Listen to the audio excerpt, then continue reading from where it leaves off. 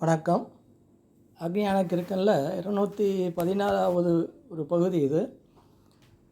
அந்த புகழ் வெளிச்சம் அப்படின்றது, புகழ் யாருக்கு தான் பிடிக்காது? இந்த மேடையில் ஏறணும், 4 பேர் கை தட்டணும், அப்புறம் 4 பேர் பாராட்டணும், பரிசு வாங்கணும் அப்படின்ற போதை. இது ஒரு பெரிய போதை மாதிரி. இது இல்லாதவங்க யாருமே கிடையாது.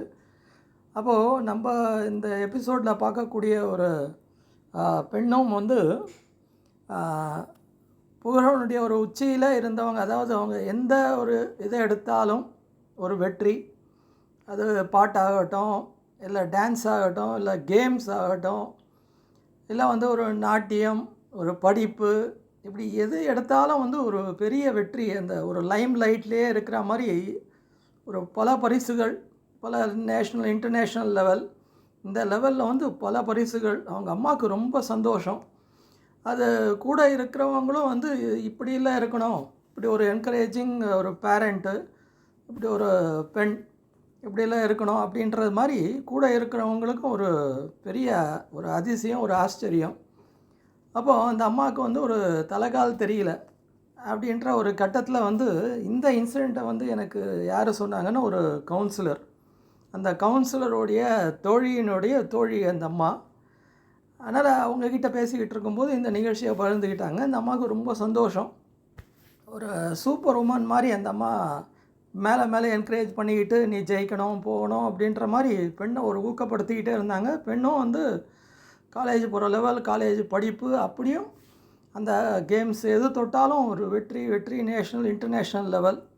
திடீர்னு என்ன ஆயிடுச்சுன்னா, அந்த அம்மா இறந்து போயிடுறாங்க. அந்த பெண்ணுடைய அம்மா இறந்து போயிடுறாங்க. உடனே நம்ம நினைப்போம், இவ்வளோ ஒரு என்கரேஜ் பண்ண அம்மா இறந்து போயிட்டோன்னா இந்த பெண் வாழ்க்கையில் ரொம்ப கஷ்டப்படுவா, அடிபடுவா அப்படின்ற மாதிரி.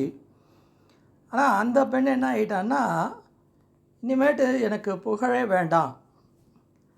ஏன்னா நம்ம என்ன நினைப்போம்னா, அம்மா மேலே இருக்கக்கூடிய ஒரு மரியாதை, ஒரு இதனால் அந்த பெண் இனிமேட்டு எதுலேயும் பார்ட்டிசிபேட் பண்ண மாட்டா அப்படின்றது நம்மளுடைய கருத்து. ஆனால் அந்த பெண்ணுடைய கருத்து என்னென்னா, இனிமேட்டு நான் எந்த புகழ் வெளிச்சத்துக்கும் வரமாட்டேன், எதுலேயும் காம்படேட் பண்ண மாட்டேன்.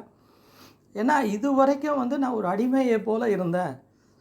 ஏன்னா எங்கள் அம்மா எதை எடுத்தாலும் நீ ஜெயிக்கணும், போகணும் அப்படின்னு என்னுடைய ஒரு வேல்யூவுக்கு மதிப்பு கொடுக்காம, என்னுடைய ஒரு ஆசாபாசங்களை நிறைவேற்றாமல், இதில் போனாலும் ஜெயிக்கணும், முன்னாடி வரணும், ஃபஸ்ட்டு வரணும் அப்படின்ற மாதிரி சொல்லி சொல்லி என்னை ஒரு அடிமை மாதிரி பண்ணிட்டாங்க. எனக்கு ஒரு வெறுப்பு வந்தாச்சு. இந்த புகழ்னாலே ஒரு வெறுப்பு, இந்த மேடையில் போய் நிற்கணுன்னாலே வெறுப்பு.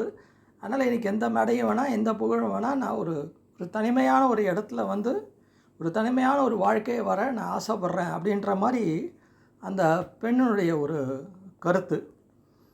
இப்போ என்ன ஆயிடுச்சுன்னா, தாய்மார்கள், பெற்றோர்கள் இருக்க வேண்டிய ஆசை தான். ஆனால் அந்த ஆசையை தன்னுடைய குழந்தைகள் மேலே இந்த பெண்ணாவது கடைசி வரைக்கும், அம்மா இருக்கிற வரைக்கும் அம்மாவுடைய ஒரு ஆசையை நிறைவேற்றிக்கிட்டே வந்தாங்க, தன்னுடைய ஆசை பாசங்களை அடக்கிக்கிட்டு. ஆனால் சில குழந்தைகள் அப்படி இருக்க மாட்டாங்க. அம்மாவை எதிர்க்கிறதோ, பேரண்ட்டை எதிர்க்கிறதோ, இல்லை ஒரு நெகட்டிவ் ஸ்டெப் எடுக்கிறதுக்கோ தயாராகிடுவாங்க. அதனால் பேரண்ட்டுக்கும் இந்த குழந்தைகளுடைய ஒரு ஆசாபாசங்களை புரிந்து நடந்து கொள்ள வேண்டும் என்பது அந்த கவுன்சிலருடைய ஒரு கருத்தாக இருந்தது. இதை உங்கள்கிட்ட ஷேர் பண்ணலாம் அப்படின்னு ஒரு நினைப்பில் தான் இந்த பதிவை நான் பதிவிட்டேன். மீண்டும் ஒரு அடுத்த பதிவில் உங்களை சந்திக்கிறேன். நன்றி, வணக்கம்.